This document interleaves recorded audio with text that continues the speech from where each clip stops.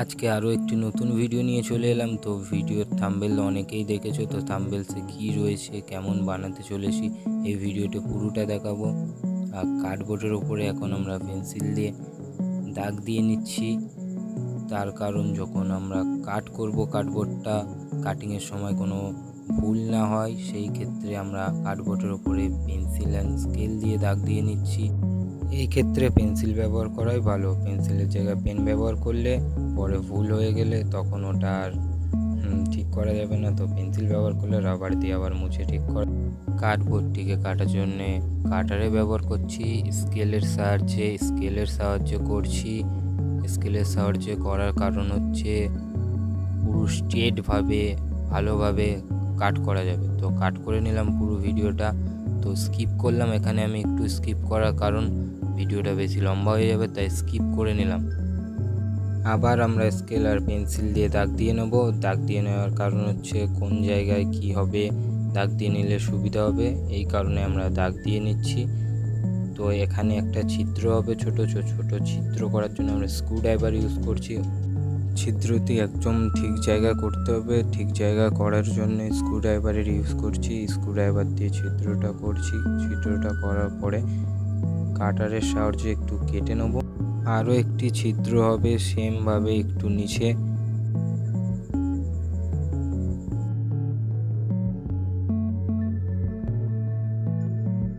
এবারে আমরা কার্ডবোর্ডের টুকরোগুলো সাজিয়ে নেব, কোথায় কোন টুকরোগুলো থাকতে চলেছে। তো এক এক করে সাজিয়ে নিতে চলেছি আমরা। ওপরের টুকরোটি ওপরে, সাইডেরটি সাইডে, নিচেরটি নিচে, কোনো ভুল হলে চলবে না। তাই টুকরোগুলো একেবারে সাজিয়ে নিচ্ছি। সাজিয়ে নেওয়ার পরে আমরা টেপ দিয়ে ইউজ করব। তো সেলো টেপ ইউজ করছি, আঠা পরে ইউজ করব সুপার গ্লু। সেলো টেপের সাহায্যে টুকরোগুলো একই সঙ্গে যুক্ত করে নেব। তো এ পাশের এই পিসটাতেও সেলো টেপ দিয়ে আমরা যুক্ত করতে থাকবো একইভাবে।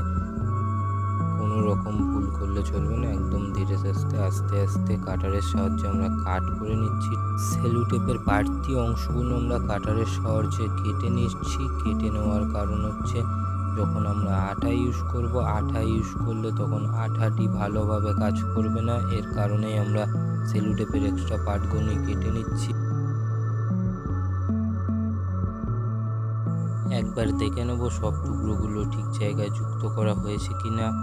তো দেখা যাক সব টুকরোগুলো ঠিক জায়গায় যুক্ত করা হয়েছে কিনা। হ্যাঁ, সব টুকরোগুলো ঠিকই জায়গায় যুক্ত করা হয়েছে। এরপরে আমরা আঠা ব্যবহার করতে চলেছি।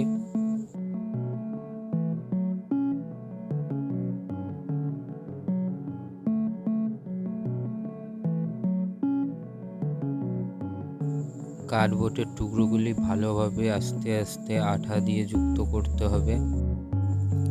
আঠাটা আমরা এক্ষেত্রে গ্লুগান ইউজ করছি।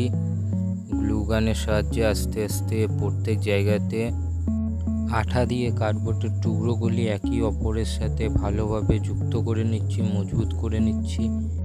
এরপরে আমরা স্ক্রুগুলো লাগিয়ে ফেলবো। স্ক্রুড্রাইভারের সাহায্যে স্ক্রুগুলো লাগিয়ে ফেলার পরে আবারও আঠা দিয়ে আঠার কাজ শুরু হবে। ভালো করে স্ক্রুড্রাইভারের সাহায্যে স্ক্রুগুলি টাইট দিয়ে নিতে হবে, পরে কোনো রকমে খুলে না যায়। হাত দিয়ে একবার টাইট করে দেখে নিতে হবে। দেখে নিলাম। এরপরে কাটারের সাহায্যে একটু ছিদ্রটাকে বড় করে নিচ্ছি। প্রথমে স্ক্রুটি লাগাতে সমস্যা হচ্ছিল, তার কারণেই বড় করে নিলাম। আরও একটি স্ক্রু একইভাবে লাগিয়ে ফেললাম স্ক্রুড্রাইভারের সাহায্যে। এটা কিন্তু ভালো করে টাইট করতে হবে, খুলে না যায়। এটা হাতের সাহায্যেই করলাম টাইট, খুলবে না দ্বিতীয়বার। এবারে আমরা গ্লুগানের সাহায্যে আস্তে আস্তে প্রত্যেক জায়গা, প্রত্যেক কোণ আঠার সাহায্যে ভালো করে একইভাবে শক্তভাবে জুড়ে ফেলব। গ্লুগানটি খুবই গরম হয়ে গিয়েছে। গরম হয়ে যাওয়ার কারণে সমস্যা হচ্ছে একটু আঠা লাগাতে। তো আস্তে আস্তে বহুত গরম হয়ে গেছে, হাত দেওয়া যাচ্ছে না। এই জন্য কাঠির সাহায্যে আঠাগুলো লাগিয়ে ফেলছি। গ্লুগানে হাত দেওয়া যাচ্ছে না বলে একটা কাঠি ব্যবহার করছি। তো কাঠি দিয়ে আঠাগুলো লাগিয়ে ফেলছি খুবই গরম হয়ে যাওয়ার কারণে। তো কাঠির সাহায্যে প্রত্যেক জায়গায় আঠা লাগালাম। তো কিছুক্ষণ পরে যখন গ্লুকানটি একটু ঠান্ডা হয় তো গ্লুকানটি দিয়েই আবার আঠা লাগাতে চলেছি। আমার একদমই মনে ছিল না যে গ্লুকানটি সুইচ অন ছিল, তাই জন্য গরম হয়ে গেছিলো, তাই সমস্যা হচ্ছিল। এবারে আমরা ছোট ছোট কার্ডবোর্ডের টুকরো দিয়ে ও আঠার সাহায্যে একটি হাতল বা হ্যান্ডেল বানিয়ে ফেলবো। তো ছোট ছোট টুকরোগুলি একে অপরের সাথে আঠার সাহায্যে যুক্ত করে নেব। যুক্ত করার পরে আঠা দিয়ে ভালোভাবে যুক্ত করে নিলাম। যারা যারা ভিডিও দেখছো তাদেরকে অনেক অনেক ধন্যবাদ। এমন ভিডিও পেতে কমেন্ট করো। তো ভিডিওটি যদি ভালো লেগে থাকে লাইক করো। যারা যারা এখনও চ্যানেলটিকে সাবস্ক্রাইব করেননি এখনই সাবস্ক্রাইব করে দিন ও কমেন্ট করুন, লাইক করুন, অনেক অনেক শেয়ার করুন। কমেন্ট করে জানাতে ভুলবেন না ভিডিওটি আপনাদের কেমন লেগেছে ও কারো কোনো প্রশ্ন থাকতে পারে ওটিও কমেন্ট করতে পারেন। কমেন্টের রিপ্লাই আমি নিশ্চয়ই দেব। আর এটি আমরা ইউজ করছি ফয়েলের মতনই এক ধরনের পেপার, এটি যেটাকে বলে হয় আয়না। তো আয়নার মতন ইউজ করছি, তো কাঁচ ইউজ করছি না, আয়না ইউজ করছি না, ফয়েল পেপার ইউজ করছি, একটু মোটা ধরনের ফয়েল পেপার। সাইডে কার্ডবোর্ডের টুকরো দিয়ে কেটে নিচ্ছি, কোনো কারণে যাতে ব্যান্ড না হয় আর ভালো দেখতে লাগে তার কারণেই কেটে নেওয়ার পরে ফাইনালি আমাদের রেডি। তো এটাকে কি বলে, শোকেসই বলা যায়, শোকেস আলমারি অনেকে বলে, শোকেস অনেকে বলে আলমারি, আর ড্রেসিং টেবিলও বলা যেতে পারে, কিন্তু এটা একটি ছোট মিনি।